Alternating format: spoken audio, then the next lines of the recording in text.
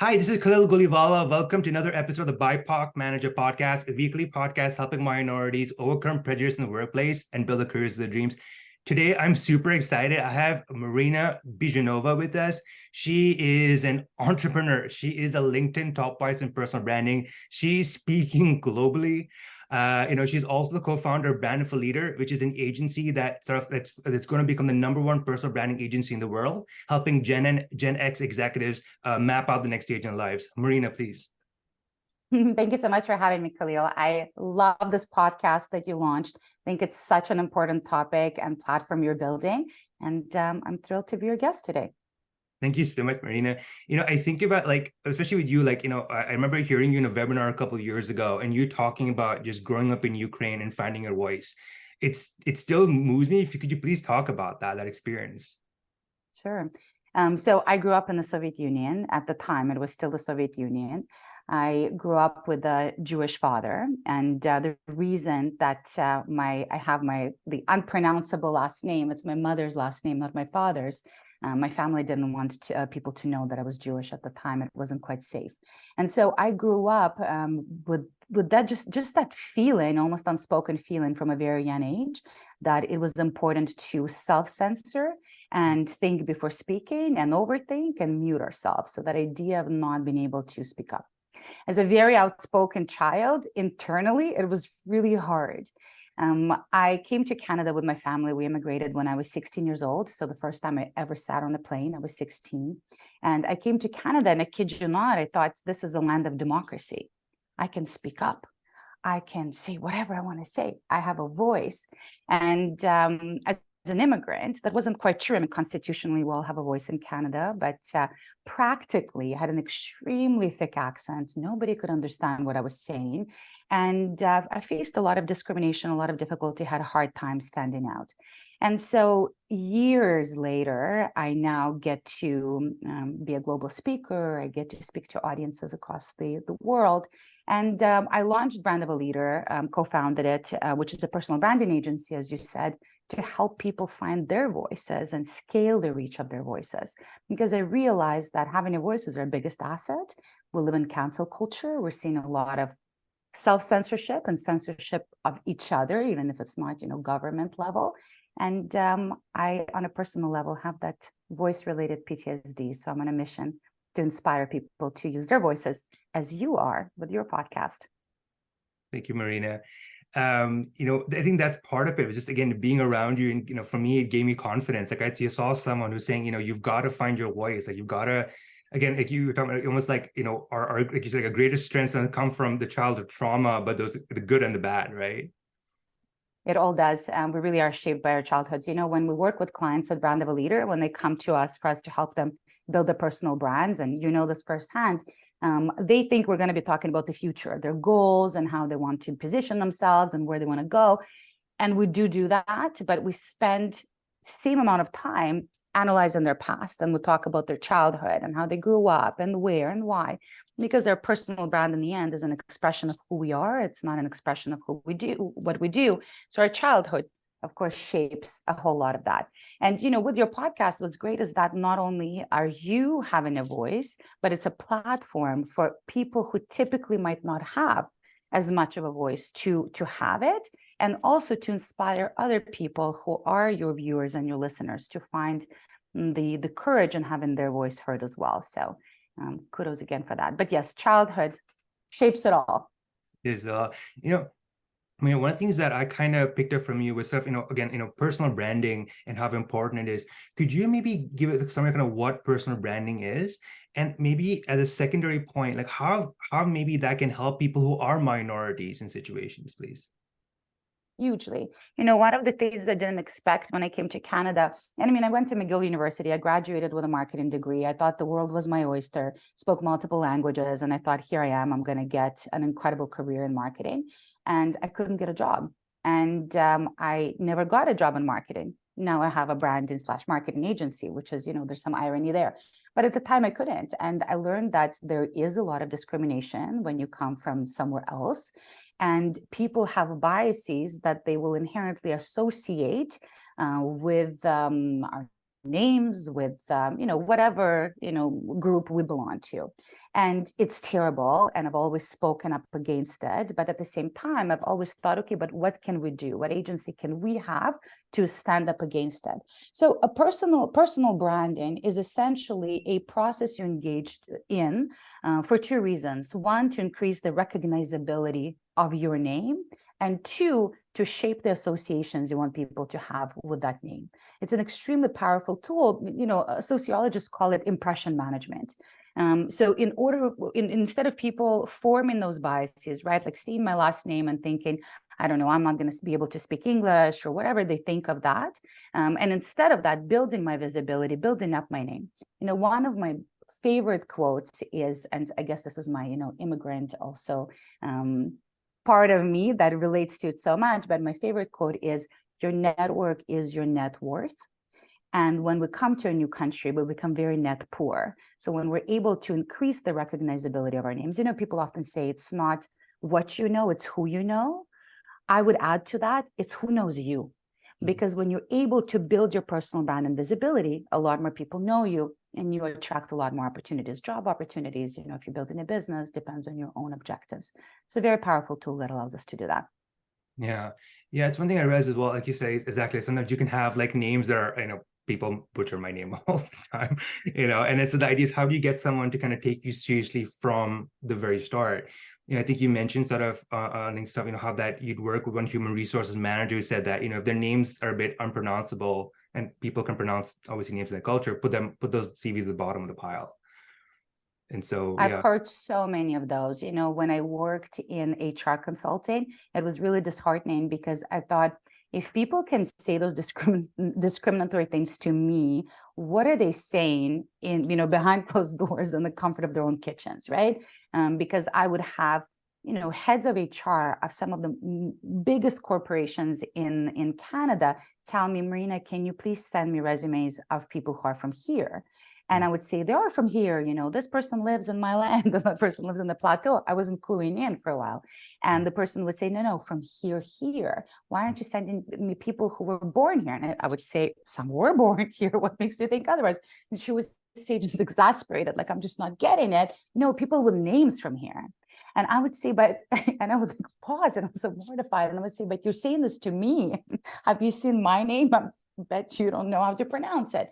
And she would say, no, sweetheart, somebody like you, I would hire in a second. So if you have people like you, and I would say, well, they're better than me because they're qualified for this job of accounting coordinator, and I'm not.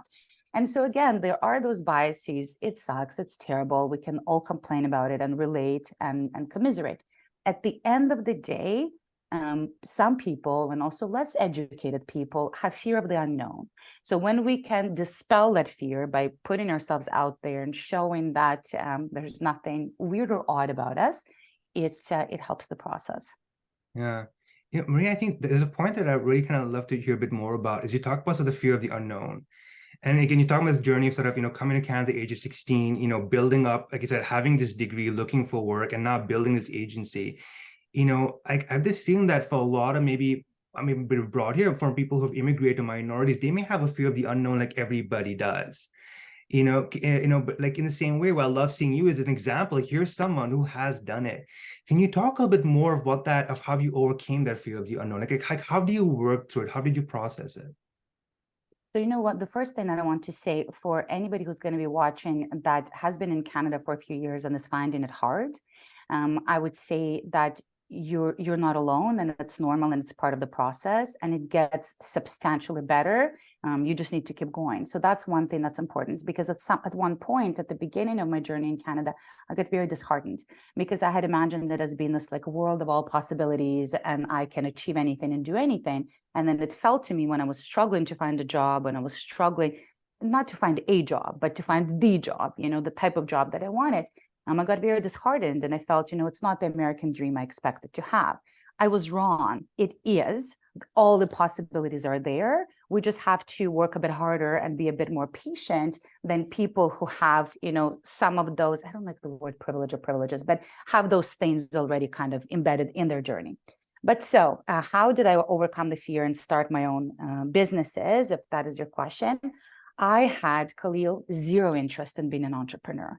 There was not a part of me that wanted to take that risk, conquer that fear, be on my own. I had zero interest in that. My dad was one of the first entrepreneurs in Ukraine. And I was scarred by that experience because starting to, launching a business in post-Soviet Ukraine is a whole other story for a different conversation. I had no good associations with entrepreneurship. And then when I came here, as any good immigrant, I wanted to have a corporate career in a well-recognizable company, have a corner office in the downtown tower so that my parents could come, take a picture of me, send back home and say, Marina made it. And so as that wasn't happening for me now, I did have a nice office with a nice view of downtown, but it wasn't, a very famous company. I still was not thinking of entrepreneurship. It happened as an accident.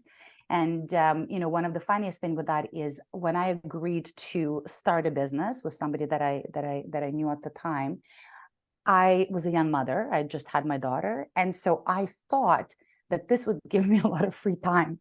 I thought, well, because I'm going to be, my own boss and have the freedom, it's freedom and flexibility. I'm going to have a lot of time. That was a mistake. I had a lot less time and I still do. So that did not work out that way. But at the time, I was extremely fearful. And I said, I'm going to give it 6 months. If in 6 months, I'm not making enough of a salary where I can sustain, then I'm going to go back into the corporate world. But I made the money. It sustained. I caught the entrepreneurial bug. And I think I'm not employable anymore. I don't think anybody could put up with me as an employee. So I just continue on the path of entrepreneurship. Thank you so much for sharing that, Marina. I guess I was surprised. I mean, you just seem like a born entrepreneur and stuff. But that's what you said, like you kind of worked through it. Like you set up, like, you said 6 months, like you had like a plan in place. And I think it's also important to realize, Khalil, that not everybody is the same, right? We have this picture of like a Richard Branson type of entrepreneur, the daredevil, right? Like just any risk, adrenaline junkie, like jumping out of helicopters and just like looking for ways. Not every entrepreneur is like that, right? Some are a lot more, careful with risk and calculate things, and not adrenaline junkies, and have a fear of heights, right? So it's not the same for everyone, but certainly there's risks involved. You have to have some kind of a tolerance for the unknown, and it's a grind. It's a grind, and nothing's given on a silver platter. But when we are, workaholics, quote unquote, whether you're an entrepreneur or you work for somebody, it's hard work leads to a lot of results. It's not a popular statement these days, but I stand by it. Is that, Marina? Yeah. Before we wrap up, is there anything you'd like to mention? Anything that maybe to highlight? Yeah, one of the biggest fears that I have right now, and again, it's my PTSD from my upbringing, is the culture of the cancel culture and the culture of self-censorship. I'm seeing more and more people so scared and afraid of saying anything that might be perceived as wrong, that might not look good. And a lot of people stay, kind of behind their, curtains, whatever, hiding behind their jobs, their businesses, whatever they're doing, instead of finding their voice and scaling the reach of that voice. I think especially for minorities, it's tragic. I think that not only for ourselves, it opens us so many opportunities when we put ourselves out there, as I have, as you are, but we're also creating that space for those that will follow, right? You said that you had seen me speak up, it inspired you, now you're going to inspire so many others. I think this is a duty for all of us, but I think especially as immigrants or members of minority groups, I think it's a duty and an obligation too. So I hope to spread that message. Yeah. No, to your point, Marina, as well, like, I think one of the things I've always appreciated about you is I've seen you on LinkedIn is you said, even if you don't agree with someone, you don't believe in censorship because where you grew up. So even if you don't agree, it's like, there in some sense, that's their opinion, but you don't want, like actually you say, you talk about, you don't remove negative comments. You don't remove people because that's so important to you. Yeah, because I get insulted on LinkedIn regularly because I'm fairly outspoken. I've received every insult you can imagine. I've been called lots of words, sometimes in DMs, sometimes in publicly. And no, I believe that censorship is evil in every form. I do not delete a single comment. I have people commenting and saying, well, I wrote a post in support of Israel, and then somebody responded disagreeing with that and saying, I'm sure you will delete this comment or report it. it's tragic to me that this person would think that I would be reporting him or deleting him because he has an opinion different than mine. I think we're stronger as a society, and we're seeing what happens on a global level because of this complete intolerance for differences. I think differences need to be embraced. I think if we are respectful, ideally, and don't lead with the feeling of being offended, but rather have agency and have conversations, I think that is an extremely powerful thing. So yes, I don't delete, I don't report, but I do engage in a lot of conversation. Thank you, Marina. In terms of anybody who wants to kind of follow you, keep in touch with you, what's the best way they can do that? I'm very active on LinkedIn, as you said. And, the unpronounceable last name serves me very well because there's no other Marina Byezhanova with this spelling of my name that exists anywhere on the internet. So for SEO purposes and searchability, the only one. So all you have to do, copy paste my name into LinkedIn. Let's connect, follow. And I love connecting with people. Again, your network is your net worth. And I'm very conscious of building those relationships. Thank you so much for appearing as a guest today, Marina. Thank you for having me. Bye.